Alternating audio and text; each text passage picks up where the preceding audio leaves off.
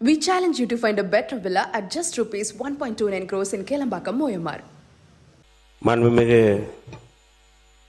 முதல்வர் அவர்களே, மாண்புமிகு சட்டப்பேரவை தலைவர் அவர்களே, இன்றைக்கு இந்த அறிவிப்பு ஒரு வரலாற்று சிறப்புமிக்க அறிவிப்பு.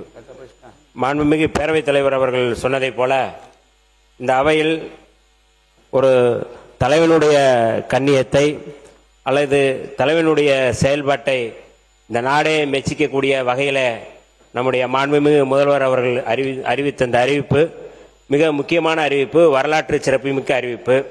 இந்த அறிவிப்புகளில் நான் வியந்து பார்ப்பது, வடசென்னையில் 300 கோடி மதிப்பீட்டில் 400 படுக்கைகள் கொண்ட ஒரு பன்னோக்கு மருத்துவமனை அமைத்திருப்பது என்பது மிகுந்த வரலாற்று சிறப்புமிக்கது, வரவேற்புக்குரியது. ஏனென்றால் வடசென்னையிலிருந்து வருகின்ற மக்கள் எத்தகைய மக்கள் என்று எல்லோருக்குமே தெரியும்.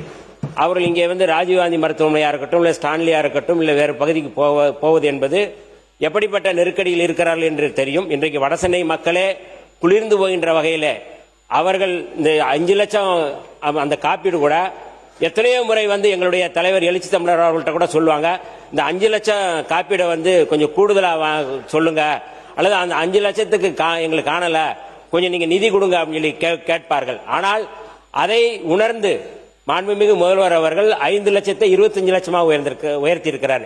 இது எப்படின்னா, ஔவையார் சொல்லுவாங்க, நோவா, அதாவது ஏவா மக்கள் மூவா மருந்து என்று சொல்வார்கள்.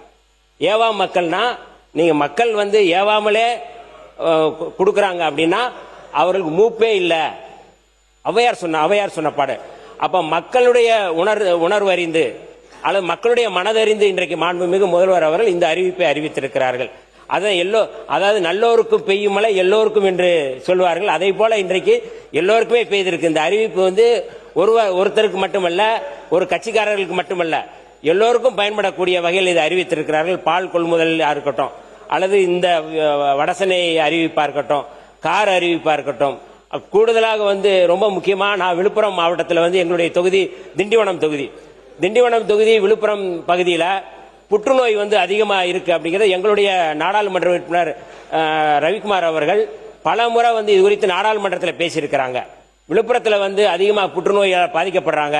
அந்த புற்றுநோயால் பாதிக்கப்படுற நோயாளிகளை குணமாக்கக்கூடிய இது குறித்து நிறைய நாங்கள் கேள்வி எழுப்பியிருக்கிறோம். ஆனால் அதையெல்லாம் அறிந்து கேளுங்கள் தரப்படும் தான் சொல்றாங்க.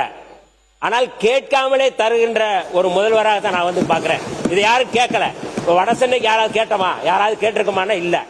ஆனால் புற்றுநோய் தொடர்பாக, புற்றுநோய் தடுப்பு மையம் தொடங்குவது தொடர்பாக, அது அறிவிப்பு தொடர்பாக யாராவது கேட்டிருக்கிறோமா? இல்ல. அப்ப ஒரு பைபிள்ல சொன்ன வசனத்தை விட கேட்காமலே தரக்கூடிய ஒரு மாண்புமிகு முதல்வர் அவர்கள் நமக்கு கிடைத்திருக்கிறார்கள். அந்த வகையிலே இந்த அறிவிப்புகள் ஒன்டன் மூலமாக அறிவித்த அறிவிப்புகள் மகத்தானவை. இதை நான் வரவேற்கிறோம். விடுதலை சிறுத்தைகள் சார்பாக அவருக்கு நாங்கள் நன்றியை சொல்ல கடமைப்பட்டிருக்கின்றோம். We challenge you to find a better villa at just rupees 1.29 crores in Kelambakam, Moyamar.